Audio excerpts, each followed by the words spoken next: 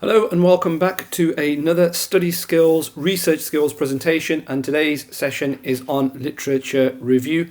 Let's get straight into it. The aim of today's session is to provide you with an understanding of an academic literature review. And by the end of the session, you will be able to better understand what a literature review is, appreciate some of the ways in which a literature review can be constructed, and relate the practice, everything that we're going to kind of go through today, to your own research, to your own research skills. Okay, so what is a literature review? And I'm going to start off with a statement that a literature review, the point of it is to build an argument, not a library. And that's been taken by Rudiston and Newton in 1992 from Surviving Your Dissertation.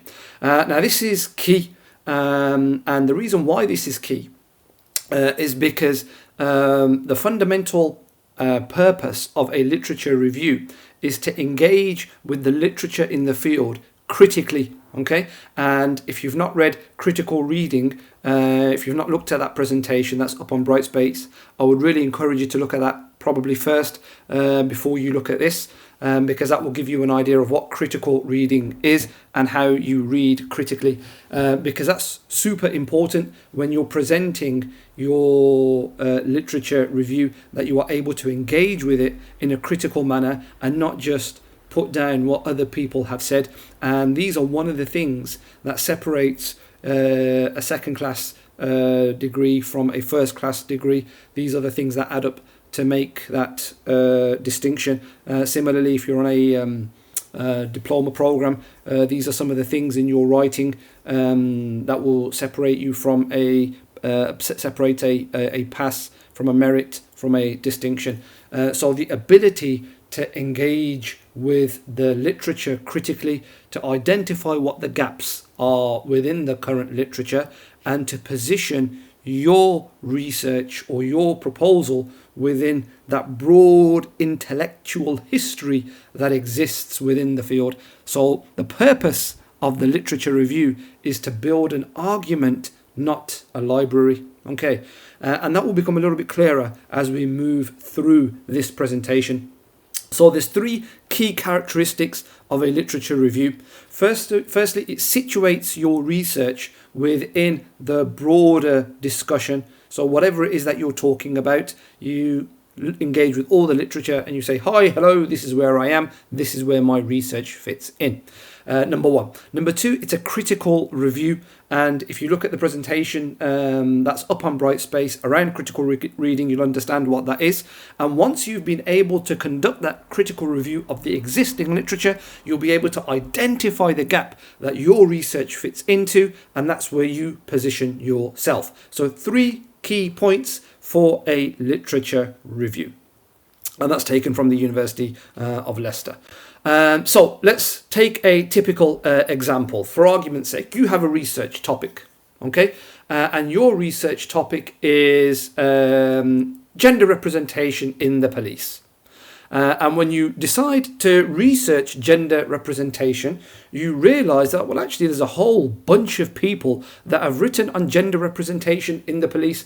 I've got chap A here, person B here, lady C here, folk D here, and anybody else that's E here, okay? So there's a whole bunch of people that have written on gender representation in the police.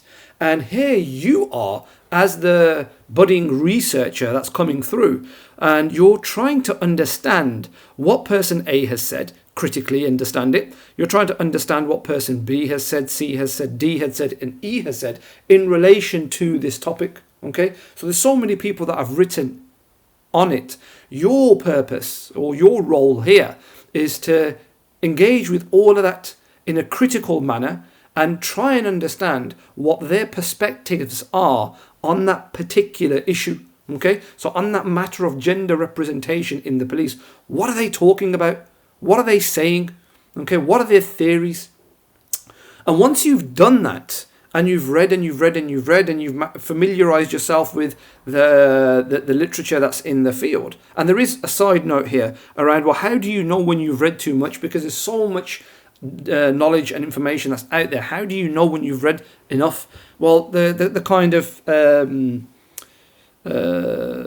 initial response to that would be, well, when you start finding recurring arguments, when you start finding people saying the same thing, that's when you get an idea that you've begun to read enough on the subject matter as a general principle, as a general rule. So if you've read about 10 articles and you've read half a dozen, for argument's sake, book chapters, and you're finding that actually, you know what, there's a common theme here, everybody's saying a similar sort of thing, then you're probably in the territory where you've got enough now that you can start forming a understanding of what's happening within that field. And by the time that you've done that, when you've critically engaged with the literature, for argument's sake, A through to E here, what the product of that will be is that something that I refer to as the hilltop view.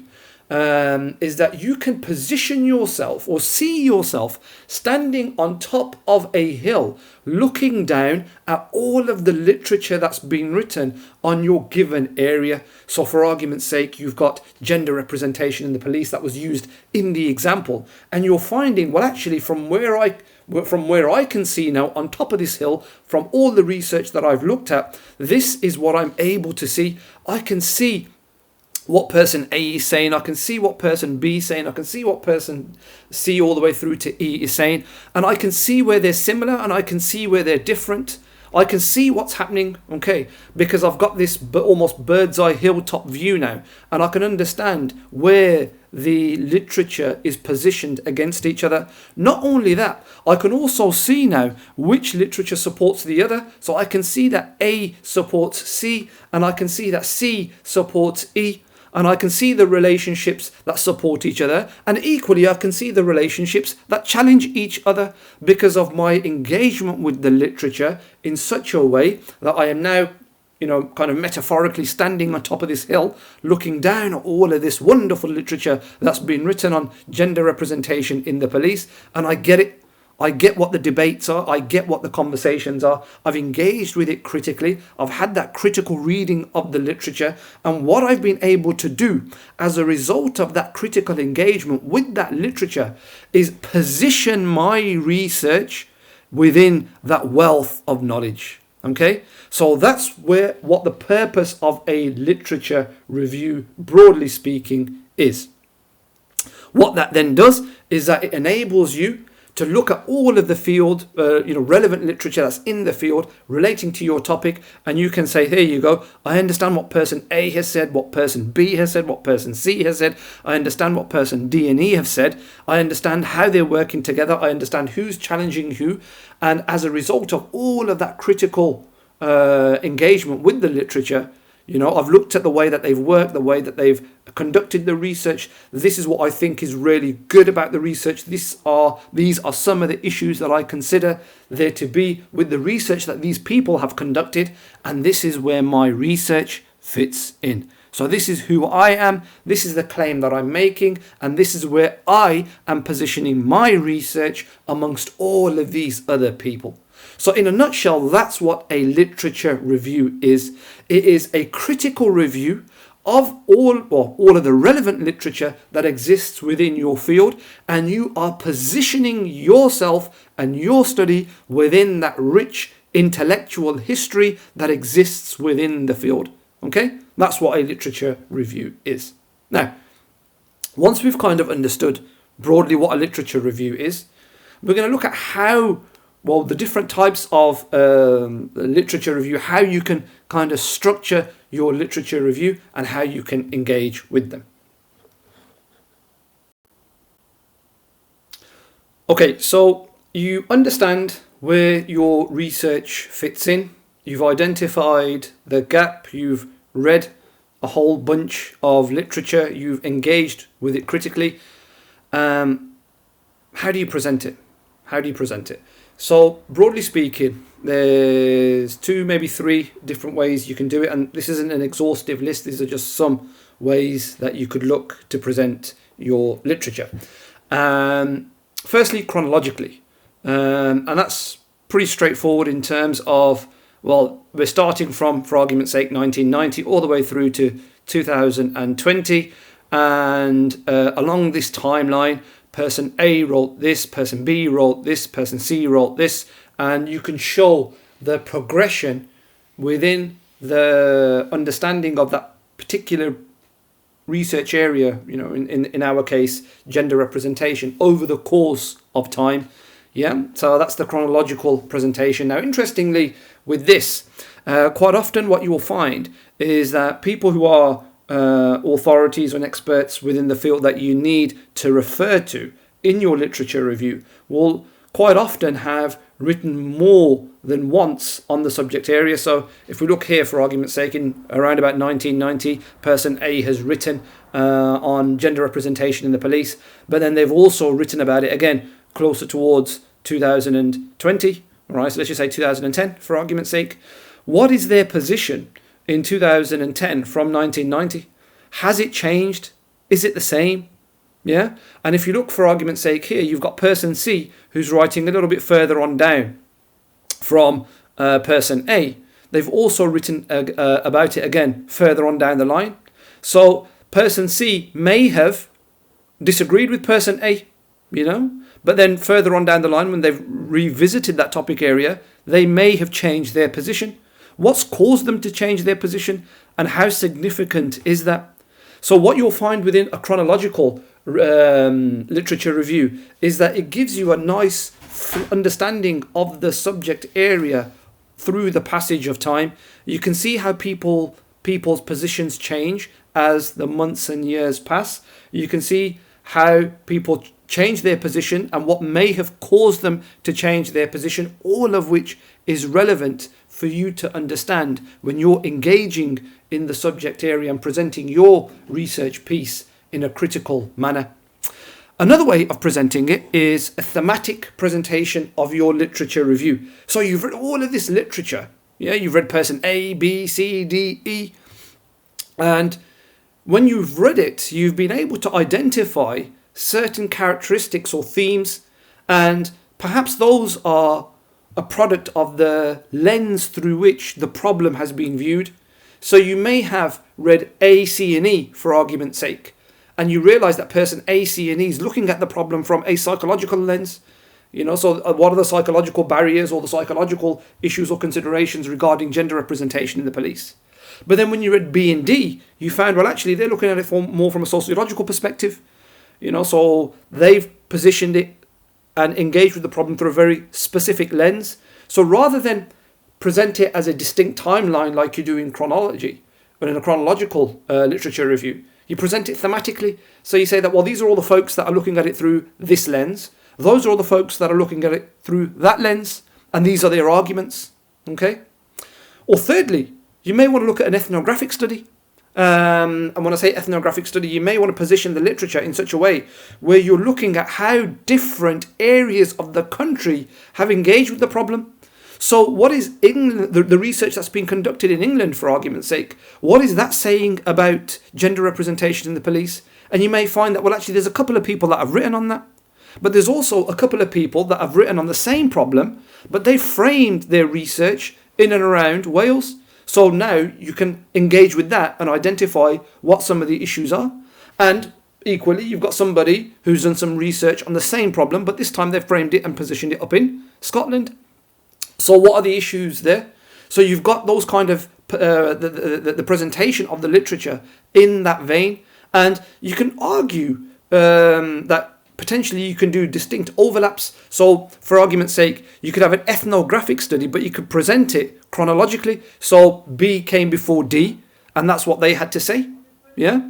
And similarly in Wales, A came before E, and in Scotland, for argument's sake, there isn't anybody else who's done much work on that. So broadly speaking, these are some of the ways that you could present your literature. And as you kind of develop through your course, it's worth kind of playing about and engaging with all of them, because that's an additional skill set for you.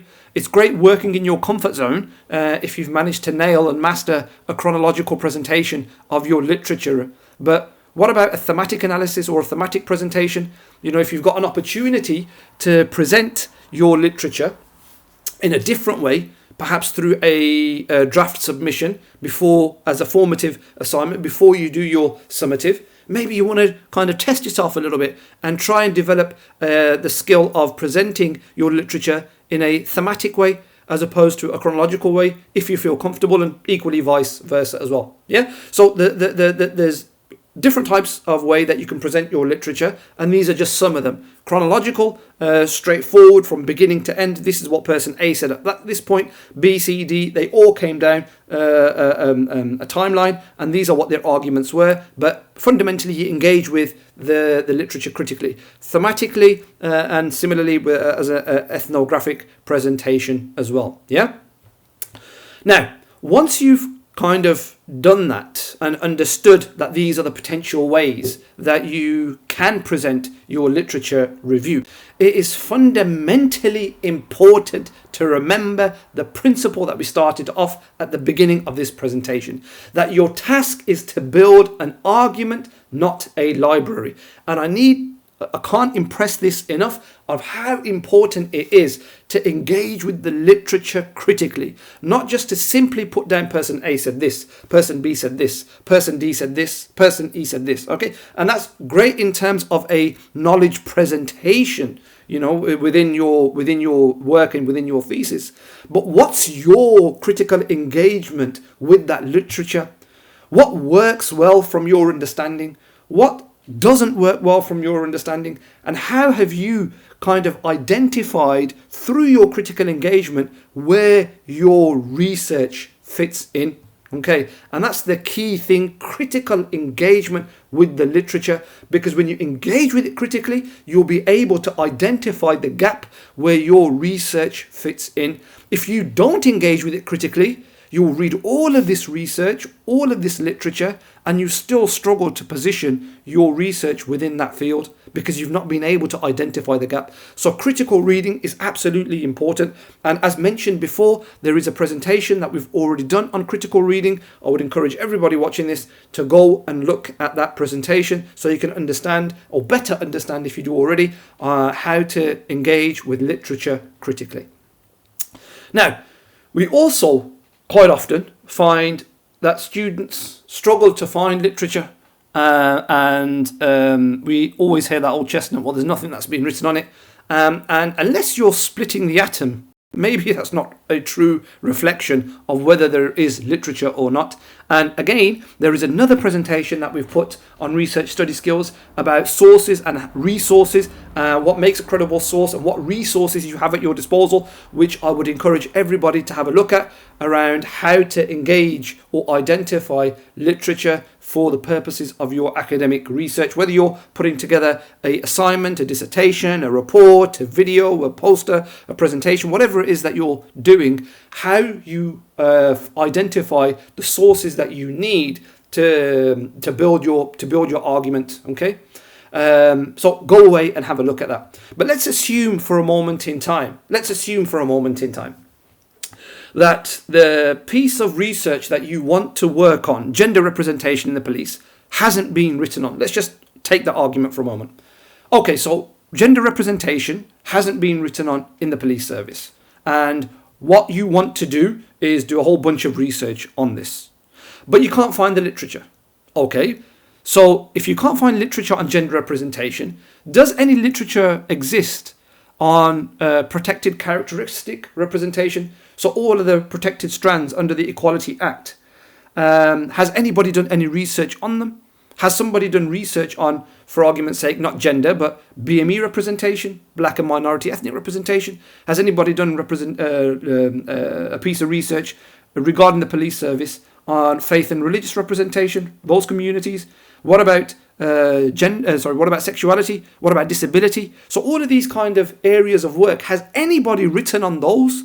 There must be somebody that's done some research somewhere that talks about one of these protected characteristics. Okay, if we can't find them, then let's cast our net a little bit broader. Can we start looking at the makeup of the police service? Has anybody done any research on what the police service looks like? What is the structure of the service? in terms of just the general makeup of the force from whatever lens they've looked at it, however they've engaged with it. Has anybody done any research on the makeup of the police service, whether that's in terms of gender, whether that's in terms of ethnicity, whether that just anything to do with the police service? Has somebody done some research on it? Okay, and if you can't find anything in that, then what about police recruitment? Has anybody done any research on police recruitment? And when you kind of look at it through this way, starting off very narrow and broadening it out, if you can't find the literature, firstly, what you'll find is, well, actually, you're probably not looking hard enough if you're saying that we can't find the literature, unless there is something very, very niche that you are researching that really hasn't actually been done before. But what you'll find is that quite often that's where you are the red dot.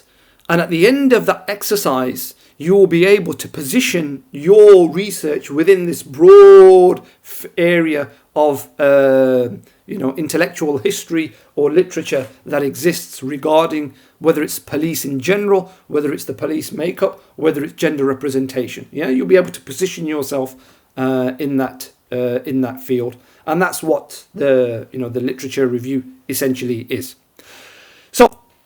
The objectives of this short presentation were to provide you with a better understanding of what a literature review is, and we've done that, we've achieved that.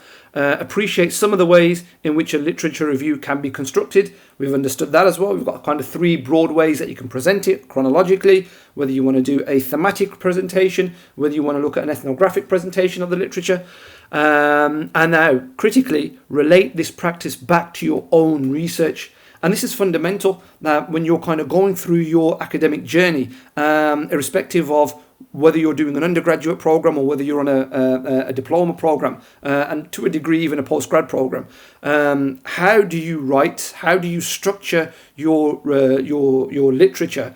And are you able to kind of adopt some of these practices into your practice to get you from the 2-2 to a 2-1 to a first, from a pass to a merit to a distinction, which ultimately is the name of the game. And as markers, when we look at an assessment, these are some of the things that we look at. How critically have they engaged with the literature, and how through the current literature that exists in the field have they been able to identify a gap for their own research? How does it fit in? Yeah, that's what we're looking for as markers. So identifying that gap is fundamental, is key and critical, and that happens in your literature review. Now, as always, there's a bunch of resources. These slides will be uploaded onto Brightspace for you to have a look at. Remember, the library at the University of Huddersfield is the centre of your academic universe, people. This is where your existence begins and starts, certainly within your academic journey. And it's really, really important that you make the most of these opportunities that exist through online support and all the rest of it. That's pretty much it from me, folks. If there's any questions, please feel free to drop me an email. My details are at the beginning of the presentation, or alternatively, contact anybody else in the department. We're all more than happy to help you out. Thank you and goodbye.